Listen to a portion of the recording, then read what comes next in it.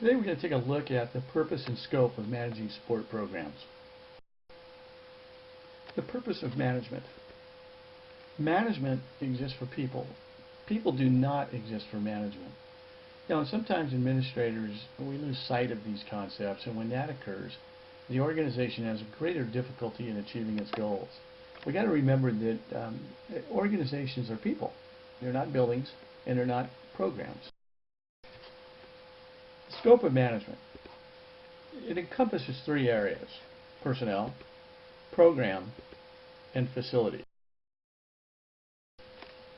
Personnel matters. Recruiting. A big part of your job is to recruit the right coaches and surround yourself with good people. Very important. That's probably the most important. Assigning responsibilities to various staff members. Observing and maintaining records, written records.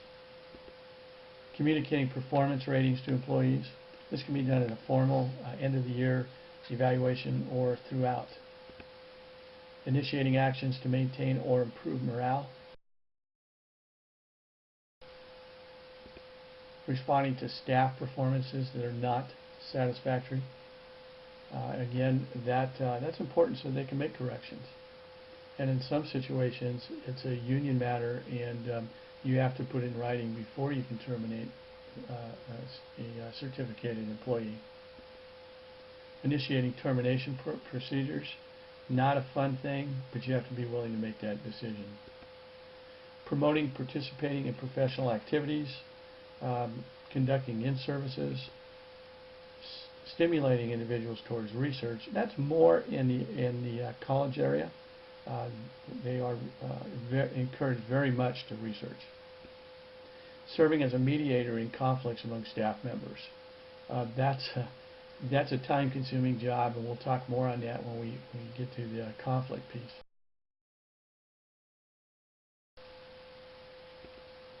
Delegating responsibilities on committees. Encouraging members to make suggestions for improvement. A lot of times, staff members, coaches will complain about things. What I try to do is encourage them to make suggestions for improvement, and a lot of times they'll come up with some pretty good ones if you're willing to listen. Evaluating staff performance.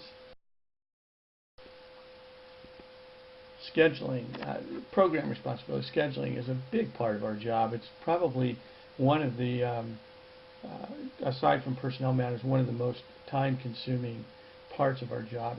It's never ending. We're scheduling a year in advance, and it's constant. Revising programs, trying to improve programs.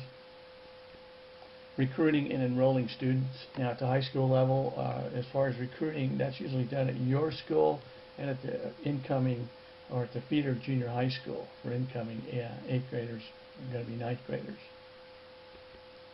Communicating needs to the administration. That's a big part of our job, and I spend a lot of time doing that. It seems like that's a never-ending thing because they're always trying to cut. So you have to justify your needs. Maintaining or improving the program's image.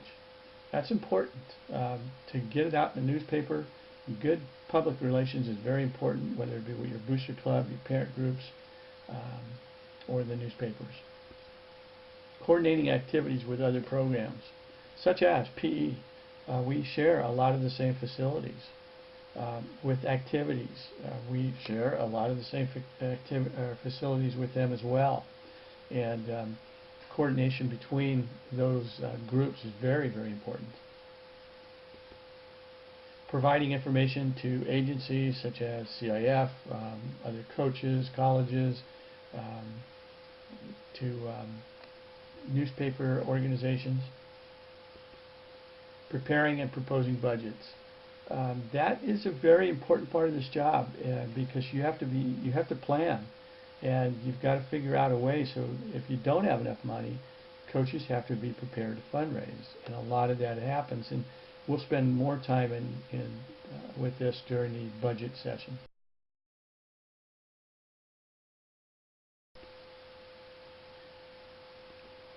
Seeking funding and grants. Grants, sometimes we have time to fill out those grants. Other times it's just you know, it's seeking funding from various sources, some corporate organizations, controlling department budget, establishing priorities and funds for programs, preparing year-end reports, serving as the principal advocate for the department. That's what an athletic administrator's job is. We have to advocate. And a lot of times we've been required and asked to go to the school board to explain and to educate our school board members as to why we are asking for certain things. And conducting meetings. As I may have mentioned earlier, that I have 4 meetings a year. I run a fall, winter, spring, and then another one, second one in the late spring for football that starts up in the spring. Establish committees for various needs. Develop long-range plans, and that's something that you know, you do that when there's construction going on, when you're planning on opening maybe a new facility, or when you're installing a new program.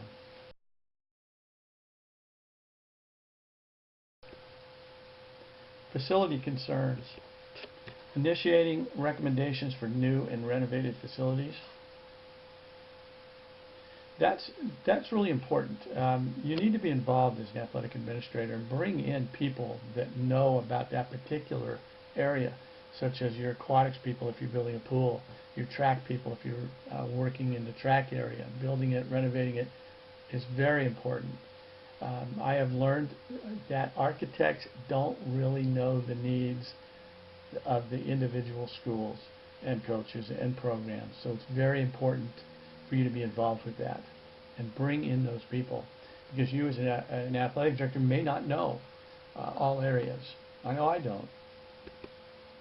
Working closely with the architect in planning new facilities. You know, we just built a $7.9 million stadium a couple of years ago, and we had weekly meetings, and I was fortunate enough to be in those meetings with the architect, and I was really surprised as to how much they relied on us for input. Supervising facility maintenance, that's an ongoing thing, and it's daily. It really is. If you do a good job, it's a daily situation. Maintaining a master schedule of facilities, that's a big part of our job now, more so than ever, especially with the new stadium. We just can't let anybody use it, and now with coaches being able to coach year-round, that is a big factor. Establishing priorities for facility use. Again, with the year-round use, we have to have meetings, and certain priorities for facilities come into play. Purchasing equipment for the facilities. Maintaining safe condition of the facilities. Again, this is an ongoing situation, and with budget cuts, it's getting harder and harder, and you have to work within also the union guidelines. You can't just hire somebody to come in and maintain your floors in the gym or laser level your fields. You have to work within your union rules.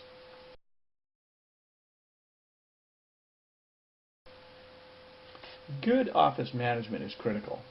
You know, you need a quiet, clean place in which to work, and you have to have the appropriate tools to get that job done correctly. I'm a firm believer in that. One of the things that I did when I came into this job is I created a folder for each sport. And on the top shelf, you can see there, every sport has a folder. And in those folders is everything, whether it be you know, a purchase rec that I purchased uniforms or equipment for each particular sport, the vendor, the model number. That way, you know, if I'm ordering something for football, I can go back and see what I ordered last year and get the same model numbers, or see what price I paid, where I bought it. It's just a lot easier doing that. And no matter what comes in for football, I put in that folder, so I can always go back and reference it. And then on the bottom shelf, you can see there, I have folders for individual programs, CIF forms, playoff eligibility, invoices, Mount Baldy League, that's the particular league that we're in, officials, information on them, contact information. So it's just organized. When I want to go find something, it's there. And that's a hard copy. Most of this stuff now I keep electronically, but I still like to keep a hard copy and refer to it.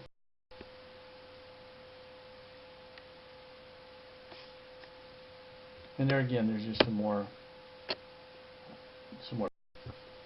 The office. It should be a quiet place. You can get some work done.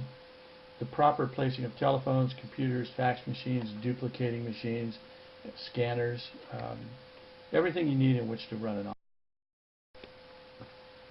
That's just a picture of my office. It's a little messy. I just had a lot of things to do that day, and I didn't quite get a chance to clean it. But it's a quiet office. I'm pretty fortunate to have a pretty big office. It's probably bigger. Well, it is bigger than the principal's office. It's a beautiful place, and I'm fortunate to have it. But it's a good place in which to work. And I keep these right by my desk because I'm constantly referring to it.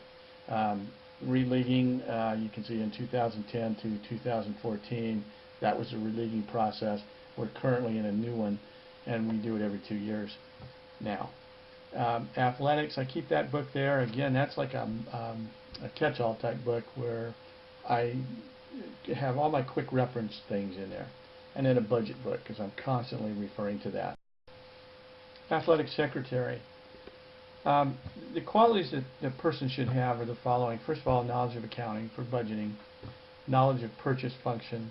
Every school district has their own budget codes and functions and protocol, and she should be, or he should be, aware of those things. They should also have the ability to manage records, word processing, and dictation, although I don't dictate, I do my own word processing.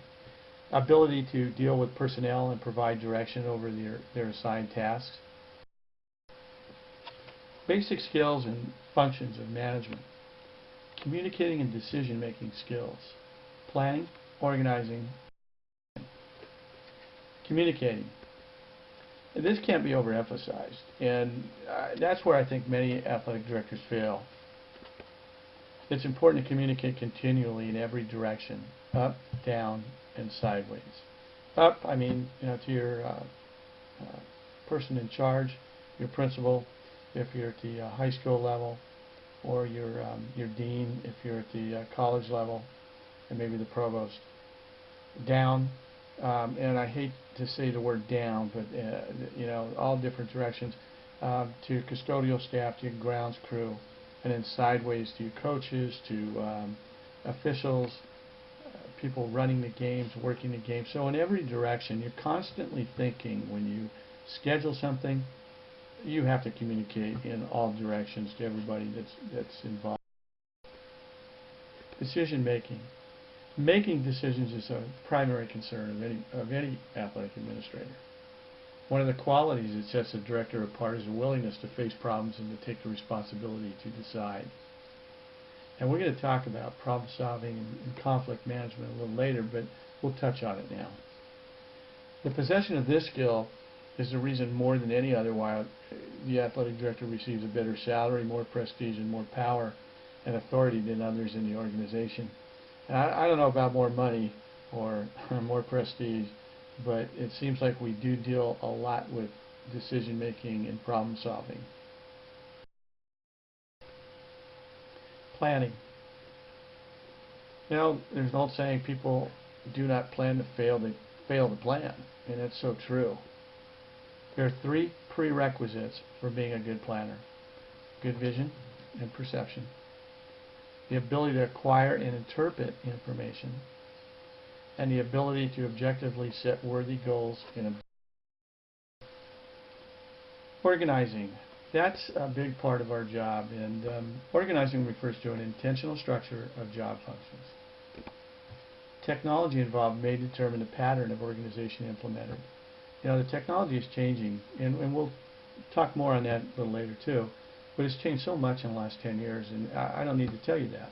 It seems like every time we turn around there's a new way of of doing things, and that affects how we organize. Controlling. Controlling is defined as regulating, directing, or exercising authority over something or someone. Performance is measured against standards. When a worker deviates from these standards, the administrator must exercise control by criticizing and correcting the worker. Two important parts of control function are supervising and evaluating. Supervision is the administrative function that is concerned with overseeing and assisting in the improvement of the situation. Staff members that are responsible, dependable, and skilled need little or no interference.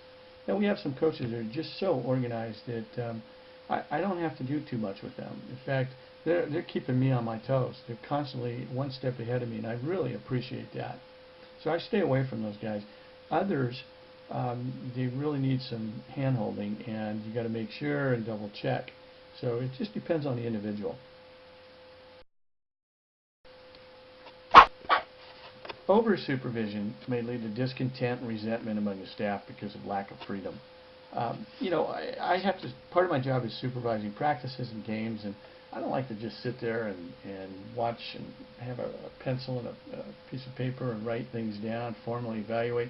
I'll walk through practice and talk to the coach and maybe talk to the kids. I don't want to disrupt anything, but I might sit there and just watch for a while. It's more of an informal thing. Unless there has been a problem in the past where I may have to go in and sit and watch a full practice. But usually I'll just kind of float through and check things out periodically. Young and new employees are expected to need more supervision, and that might be the case. And especially when I hire a young walk-on coach, I like to make sure that they're doing things correctly, they're not using foul language, they're treating the kids properly, and they know their X's and O's. So I might pop in a little bit more, and I definitely go to the contests and watch them and evaluate them. Evaluation. The purpose of evaluation is to determine the status of whatever or whoever is being evaluated, so that person's performance, a program's worth, or a facility's function or safety may be improved. Evaluation should be viewed by both the staff and the evaluator as a positive. But unfortunately, in the case of personnel evaluation, it is too often viewed negatively. I like to give them as much positive as I possibly can with some critiques in there so they can possibly improve. And sometimes I'll even ask them how they feel they can improve. Well, finally, evaluation should be a continual process, and it should be based upon both personal and organizational objectives.